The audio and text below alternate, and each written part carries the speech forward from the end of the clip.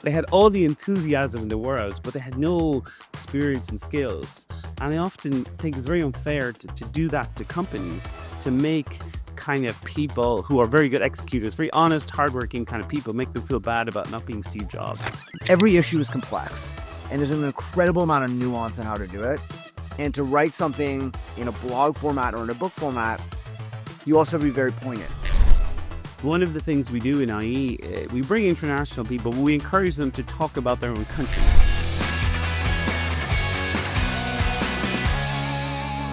Welcome to Venture Ahead. It's a series of podcasts recorded by IE University. These were recorded in Porto Alegre in Brazil at the 4th edition of the South Summit. We got to speak to people who had done keynotes, former IE students. We got to speak to people who were on panels, people that we just met and found interesting. Do this at each of the South Summits because it's a great opportunity to talk to some of the people. So thank you for getting this far. Listen to the end and let us know what you think. Hello again there. This is Professor Joe Haslam here from IE Business School, and we're here at South Summit, Brazil, Porto Alegre. My 4th time to be here, and each year we record podcasts. We literally manhole the people from the stages and bring them directly to a podcast studio, and we try and get a little more out of them than perhaps we got out of them in stage. So I'm delighted to be here with Alex. How are you today, Alex? I'm delighted to be here, and thanks for having me. Not at all. Okay. So just first of all, tell me a bit about what you've done at South Summit. Did you do a panel? Did you do a keynote? And what did you talk about? I did a keynote with Juan Gomez of IE University. Mm-hmm. He went easy on me, didn't ask me too many tough questions, but we talked about my book, Out-Innovate, how global entrepreneurs from Delhi, Detroit are rewriting the rules of Silicon Valley. And we actually announced something kind of fun on stage, which is that we're translating it. It's already in Spanish. Can you say the name of that book more slowly? Say it as if I'm not a New Yorker. That eats all my... Out-Innovate, how global entrepreneurs from Delhi to Detroit are rewriting the rules of Silicon Valley. It's very long, isn't it? It's a mouthful, but yeah, one needs to have a little alliteration. One more time, say the name of the book. One more time. We'll just go with Out-Innovate. Out-Innovate, and how global entrepreneurs from Delhi to Detroit are rewriting the rules of Silicon Valley. Gotcha. Okay, so are you like a pro-Silicon Valley guy or like an anti-Silicon Valley guy or somewhere in the middle? I think that's a little bit of a false comparison necessarily. I don't think you necessarily have to choose. The entirety of the thesis of the book is that to build a company outside Silicon Valley just looks different. Yeah. One's not necessarily better than the other, but I think that, for instance, blitzscaling doesn't work outside Silicon Valley. Yeah. And I talked about the camel startups, for instance, which are much more resilient. And so it's actually much more about the how do you build a successful company, and both ways can work. But I just think that for too long we were way too focused on and myopically focused on only the strategies and approaches Silicon Valley had to offer, and I think the best entrepreneurs have different strategies outside Silicon Valley. And why did you pick Delhi, and why did you pick Detroit? Definitely alliteration. Okay. But both those cities featured a little bit in the book with some case studies. You know what I'm interested in, and people have written books, they always want to talk about what's in the book, but I'm really interested in the process of writing the book, which is to say, like, how did you do it? Some people speak into a microphone, which they get translated. Some people have the discipline to get up in the morning and write. Some people have a professional scribe. How did you actually get words onto the page?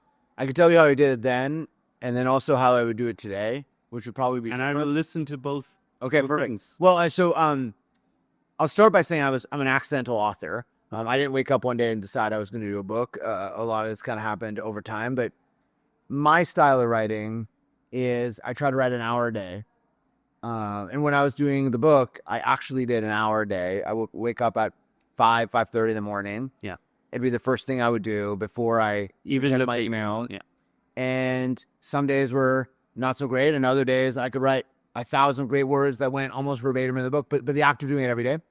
But that's not how I actually wrote the book. The way I actually wrote the book is building that muscle and then getting enough interviews and rough notes and content that I was doing every morning, and then I would take a week off. And I'd go somewhere far, totally unplug, and just write for 80 hours. Like literally write from morning to evening, do long walks, whatever. Yeah. And that I think the book got really written in 3 1-week sprints like that. Okay. That were only possible because I've been writing a little bit every day. Yeah. It's interesting. And then how would you do it now? I think that AI changes a lot Yeah. of how to do it. So I for instance, had someone help me with taking my raw notes and help me think through, she was an unbelievable writer, think through, hey, like here's where there's a narrative gap or whatever, transcribe my interview notes into a 2,500 word thing that I would then compress into a 1,000 word thing. I think that today with AI, everything from the brainstorm up front to a deep research kind of background on the thing, to then have the interview with the founder, to then transcribe it, to then create kind of case study. I don't think AI can write the book, but I actually think it can replace the research assistant, which is a big part of how I wrote mine. And I think figuring out how to embed it at every single stage, I think would make it much faster. So my hypothesis is that I could actually have done it meaningfully, not necessarily like less time of writing, but actually much more depth of research much more quickly. Yeah. And did you, when you're thinking about the book, I mean, did you sort of plan it out in terms of like, I want to visit 10 cities? Like, how did it kind of like come together between your first idea and then like, what you learned on the journey? I could tell you an incredibly linear story, or I could tell you the true story, which I love. Well, why don't we do both? Okay. Yeah. Well, so the reality is I've been working on a blog for a while. It's called 99% Tech. And I've been really frustrated that everything we knew about Silicon Valley was born in this place. But yet, everything we knew about startups was born in Silicon Valley, but yet no one was talking about how to do it elsewhere. So I started writing about it. But my wife, who's a human rights, civil rights lawyer, took a sabbatical to write a fiction novel. And to keep her company, it's just for fun, I started writing a book proposal of what became Out-Innovate. An act of love. I suffer the way you're suffering. Yeah. Okay. And I submitted it to this contest hosted by McKinsey and the Financial Times. It's like the little brother of the book you guys. I know that. It's the Brackenbauer. And unfortunately, they've since canceled it. I thought it was truly one of the best things for first-time authors. And it's the reason I did the book, because to my own shock and surprise, like it was one of the top 3. They flew me to New York, and all of a sudden I was getting agents and publishers starting to ask me about it. I was like, oh my God, I might actually have to write this thing. Yeah. And so we ended up like selling the book. So one of the things that's different about nonfiction is you like sell the book first, and you've totally de-risked. It's totally different than a startup. Like you actually have de-risked the acquisition. You know that the thing's gonna get published before you even write the first word of the book. And when that happened, I then did kind of a little bit of a plan of action. I had a full-time job, like it was I was a venture capitalist. It happened to be an incredibly synergistic job because I was meeting entrepreneurs every day. I had the good fortune of backing a bunch that would make great. Authors pitching to publishers is even more brutal. Yes, and also the advice I give to founders, I say, look, like, you're helping the VCs out in another way too, right? Like they are looking for places to place their money, and you are helping them with that. And in the same way, I think publishers are looking for great ideas to publish. One of the things that's really hard, I think, about writing, and I'd be curious if you feel that. One of the things I found very hard, I'd be curious if you felt this, is every issue is complex, and there's an incredible amount of nuance in how to do it. And to write something in a blog format or in a book format, you also have to be very poignant. What thing do you believe that nobody else believes in? Yeah. And that's what I want from you. I don't want this kind of like a bit of this, a bit of that, and then a kind of a tidy conclusion at the end. Yeah. And so it was sort of interesting about the book thing as well, which is to say that, what are people looking for? I mean, have you read any Dan Brown books or anything like that? Yeah, no, that's a very different style of book. Yeah, but it's unbelievably gripping. I think I've read all 4 of them, and I can't regard myself as a serious intellectual. And how have I possibly... The latest one about the Barcelona supercomputer it's just nonsense after nonsense after nonsense, but still that thing... somehow I've to the end of them. Secret Desire being that kind of professor with the adventures. Adventure is adventure, racy and all this kind of, it's a sort of like, you think, how ridiculous could this get? You sort of like, but I mean, he clearly does something, and he's worked on his craft for years and years and years. His early books, you could say the same about John, the law people talk about John Grisham in the same kind of way, a mediocre lawyer, but can spinny iron, But no, I mean it's super interesting. But by the way, I should make one observation on this kind of gripping narrative. I actually think in a pitch, when a startup founder pitches me, I really like having the gripping narrative type story. But I find myself, the founders I end up backing kind of start with what is it that you believe that kind of is counterintuitive, but that are able to actually show deep expertise. Yeah. And a very moderated understanding of the dynamics at play to then give me confidence. Like, okay, like you have this belief that is counterintuitive, and yet I can understand why you got there. I can follow the journey and say, okay, well, if this, then this, then this. I find myself actually, perhaps also my like the way I think, but I actually find myself gravitating towards those types of founders. Yeah, my answer to what do you believe that not many people do, well, one of my answers, depending on the day, is I don't accept this narrative at all that like fresh eyes on a problem brings new insights. I much prefer a guy who's spent like 15 years in the trenches, and like there's very often very good reasons why a lot of stuff isn't done, and some kind of like naive enthusiast kind of strolls in there and thinks like, oh, because I run supermarkets, I could run airlines, and there's very good reasons why that's not the case, particularly in the case of airlines. So that's very often what I think about. I like people who've spent a long time in the problem, and as I was discussing with another investor, I'm fascinated by the statistic that the highest growth startups are started by people age 45. Yeah. That they just promote young people because, young guys in t-shirts, it's like, it's a sort of, there's a huge thing about, I guess you could say I'm in the innovation game, not in the imitation game, but the innovation game of, being asked Different games to speak in companies and help them with innovation and it is kind of funny that you have to be kind of very careful not to. Some people you end up doing more harm than good because you make everyone. If you make the thing too difficult, everyone just feels bad about like I could never possibly do that. And I tell people like, okay, I mean a calm kind of thing, but like you have to be really careful. And I guess you as I think you've said you've funded 7 unicorns. Is that the correct number? Or I've been working in venture for a while, and yeah. The pleasure of getting back a bunch of companies.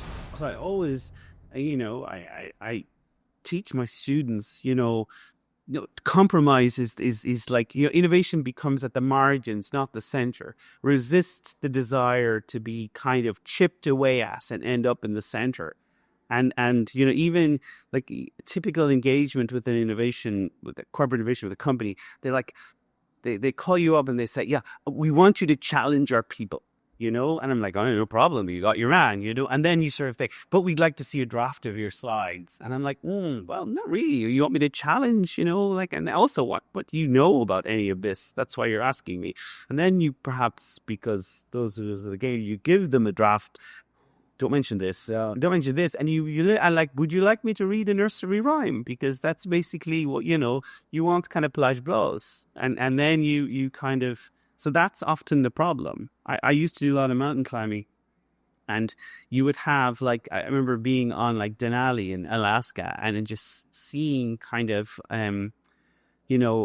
guided expeditions, bringing people who clearly never been on a mountain before, just went into RAI and just kind of rated it for everything and had all the new gear. I was looking at the guides and they're like, these people are never going to get up this mountain, but they had all the enthusiasm in the world, but they had no experience and skills. And I often think it's very unfair to do that to companies, to make kind of people who are very good executors, very honest, hardworking kind of people, make them feel bad about not being Steve Jobs. Does any of this make any sense? No, I totally hear the point, and actually, I think there's 2 narratives on how innovation happens, and I think like certainly there's been entrepreneurs like Steve Jobs that have a singular vision, and they know what people want, even if those people wouldn't articulate that it's a keyboardless phone that you push buttons on, right? Like I actually think that is how true. Some breakthrough innovation happens. And I also think there's like a school of innovation, which is around, hey, you need to discover what your customers actually want, what the problems are, and listen and adapt. And I actually think some entrepreneurs are very good at that element of it too, and like adapting. I was an investor in a company called Chime, which is a pretty big digital bank in the US. And the first version of that was a prepaid debit card. Yeah. But then they noticed that people were throwing money on it and were trying to find different use cases and adapted and became a neobank. And by the way, they saw some of the stuff that was happening in Europe with Revolut, et cetera, and like adapted that model.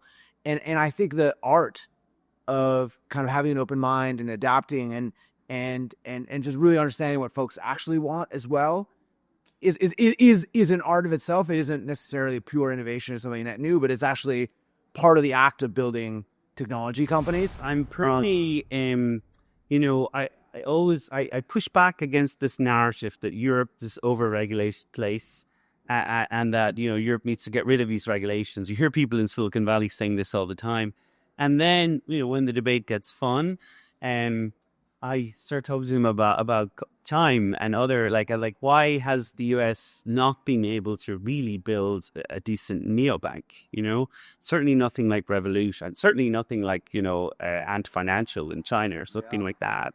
So, and, because it's regulations, there's about 4 different bodies that stop, do you think that's a fair comment to say that regulations in the US have prevented the genuine, China has maybe 30 million people or something like that, 30 million customers or something.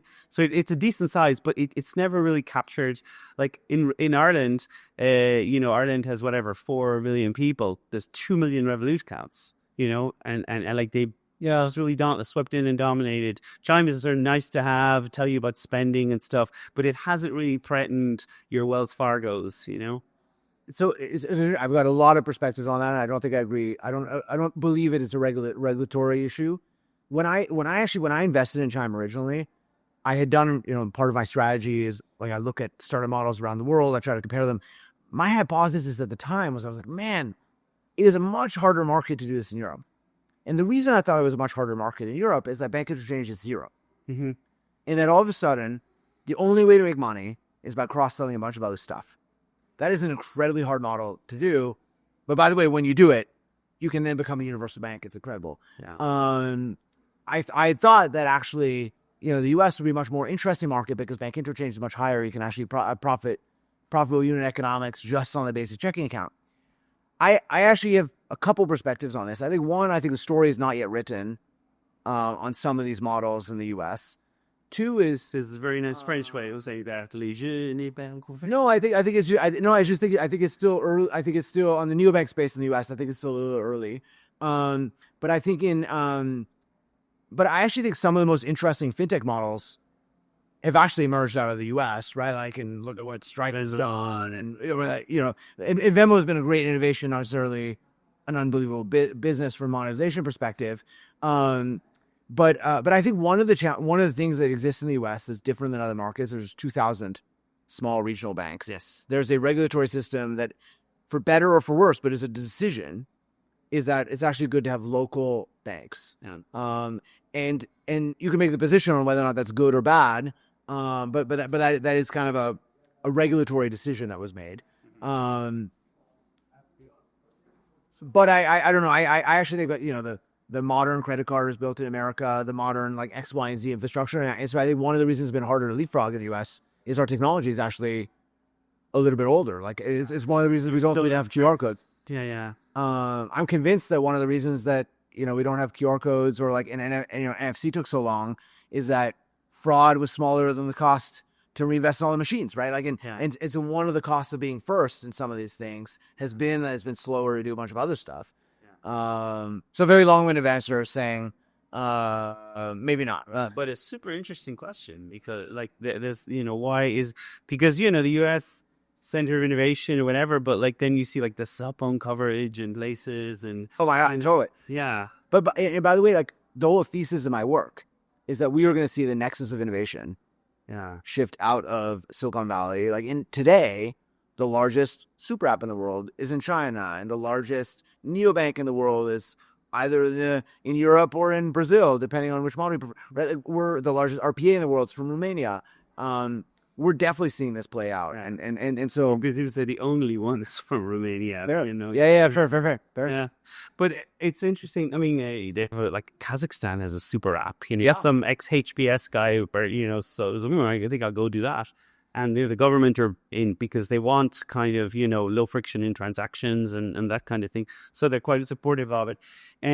Yeah, interesting. The other two books I mentioned, you know, Sarah Lacey has a sort of similar book, you know, just about like crazy and wild. And she kind of went around and looked at entrepreneur stories in places like Nigeria. And, you know, there's like a Flutter Wave and these fantastically innovative and M-Pesa, although it's quite old, it goes back. So there is this kind of thing. By the way, M-Pesa is a story of corporate innovation. Yeah. And started within a telco with a partnership of a bank. So, anyways, there's a chance. There's a chance. So, you know, like, you know, one swallow doesn't make a summer. You know, the narrative of that is that, you know, I guess necessity is the mother of invention. You know, that sure, you sort of, you know, we were talking about when I was here with Orkut, and we were talking about like what Orkut survived in Brazil when it didn't survive in other places. And it was because like slow internet meant that certain, you know, kind of less bells and whistles-y type solutions had more of a chance, were not so obviously kind of old fashioned. So like, that's the thing about, you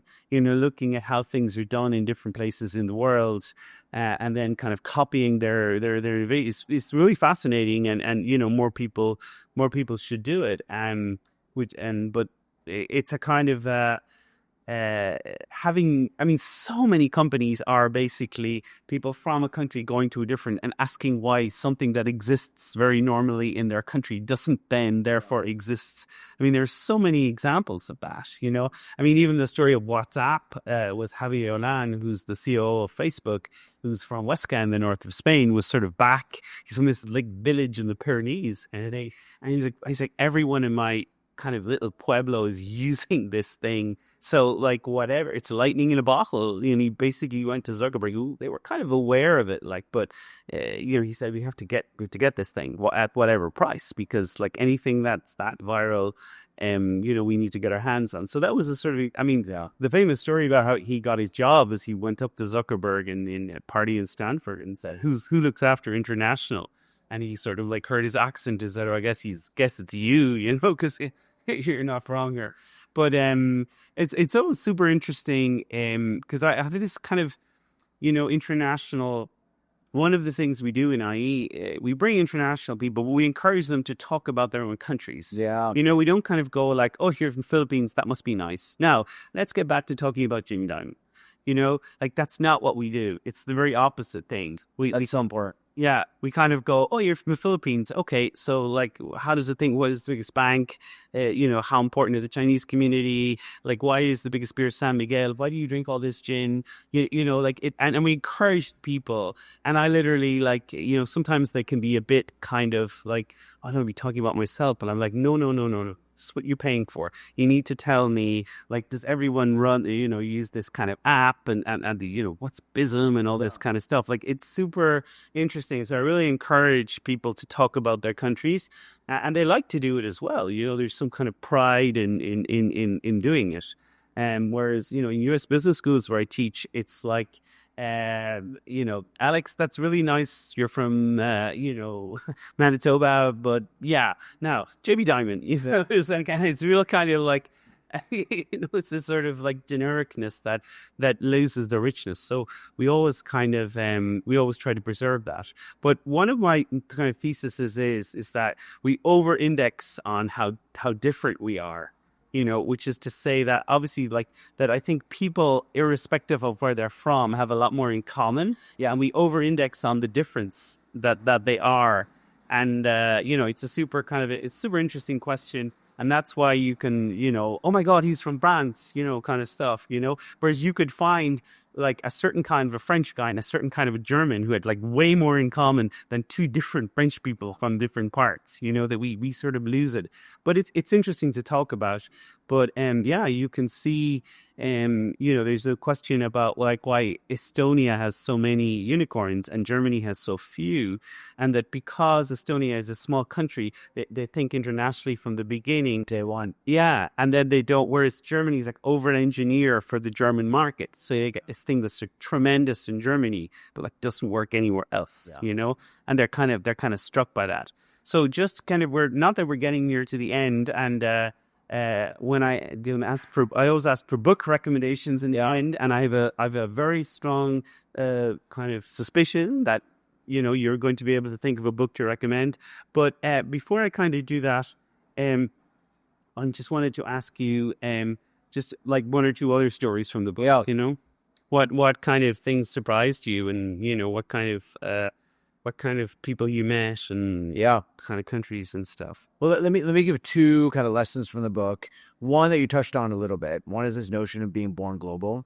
My observation is that among the smallest countries in the world, there's actually a much stronger predisposition to become regional, or in some cases global. Lebanon, Israel. By the way, mostly it's regional. I think Israel is a nice example, like often to the U.S., but it's Singapore having a predisposition to do regional for Southeast Asia or Estonia. A lot of European companies start in Act 1 and then eventually kind of Act 2 elsewhere. In LATAM, right, like a couple cities. Sao Paulo is actually, I feel like Brazil is a big enough market that you end up having Brazil only, but a lot of those like a country, you know, like 80 million people. Yeah, and in Brazil itself is just like big enough to support many, many unicorns. But there's like notion of being born global and having to build a muscle that in some ways constraint breeds advantage. The constraint of a smaller market bred an advantage of having to build a culture and organization, a product that could be flexible. So I think that's one theme. And we talked about UiPath, but like that's the ultimate example of a company around that. And the second is one of the topics I talked a lot about in the book is around camel startups. And this allergy around blitzscaling, and just the realization that if you're building a company in Porto Alegre or in Madrid or in whatever, you don't go crazy. You don't go crazy. Like in most companies, don't do this, do super deep J curve, where they burn a lot of money, and maybe one day they get profitable and it's a big hit. I observed it's a little bit more of this S curve, where you invest a little bit, you get to default profitable, and then maybe you choose to raise a little bit of money, and then you do an investment, you open another city or whatever. We're in the city of Jaime Lerner, who's this famous Brazilian architect. And he's famous for this quote that, you know, if you want innovation, you know, take off one digit.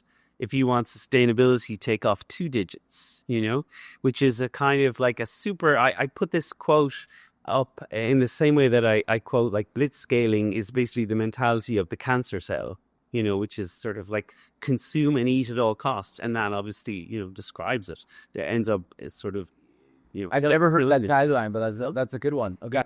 No, it's pretty. I had a whole presentation. It's on the internet somewhere. I'm going to interview you sometime. But yeah, I think you just did. But it quotes about you. This is fun. No, but it's sort of mad to talk about it, because again, innovation is so interesting and so talked about and things like that. Yeah. But then again, like I go through minutes of thinking that we're getting worse rather than better, and you know, so much goes into it, and so many companies desperately want to be innovative.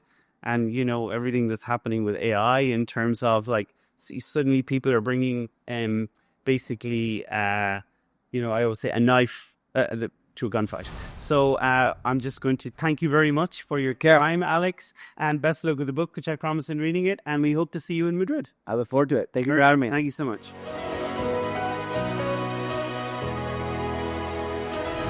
This is Professor Joe Haslam again, just signing off to thank you for listening to the podcast. They're available on Amazon, they're available on Spotify, they're available on Apple, and they're available on iVoox. Please talk to your friends about them. Tell us what you liked and recommend them.